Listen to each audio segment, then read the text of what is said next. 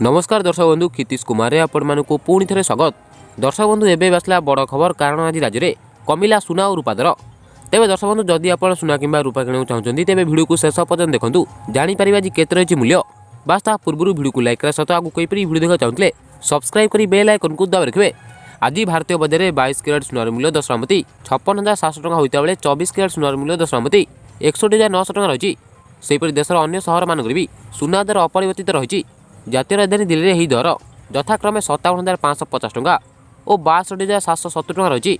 सेहीपरि मुंबई में 22 कैरेट और 24 कैरेट सुनार मूल्य 10 ग्राम प्रति 57,400 टଙ୍କା और 62,620 टଙ୍କା थिबा रेकर्ड होची। एवं दक्षिण भारतर प्रमुख सहर चेन्नई में एवं 22 कैरेट सुनार मूल्य 10 ग्राम प्रति 47,927 टଙ୍କା थिबा बेले 24 कैरेट सुनार मूल्य 10 ग्राम प्रति 52,250 टଙ୍କା रही। अन्यपटे ओडिशा रे आज सुना दर किछिटा परिवर्तन देखा मिली। आज ओडिशार राजधानी भुवनेश्वर में 22 कैरेट और 24 कैरेट सुनार मूल्य 10 ग्राम प्रति 57,400 टଙ୍କା और 62,620 टଙ୍କା होची। तेबे दर्शक बंधु एतला देशर प्रमुख सहर और राज्यर सुना दर। तेबे आसंता आज नजर पकाइबा राज्य में रूपा मूल्य केते रही।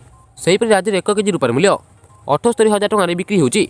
तेबे दर्शक बंधु जहाँकि आज लाटेस्ट सुना और रूपा दर जहाँ आप जाना पाइले तेबे भिडियो को लाइक कर दिखाते वीडियो देखा चाहते सब्सक्राइब करी बेल आइकन को दबा रखिए।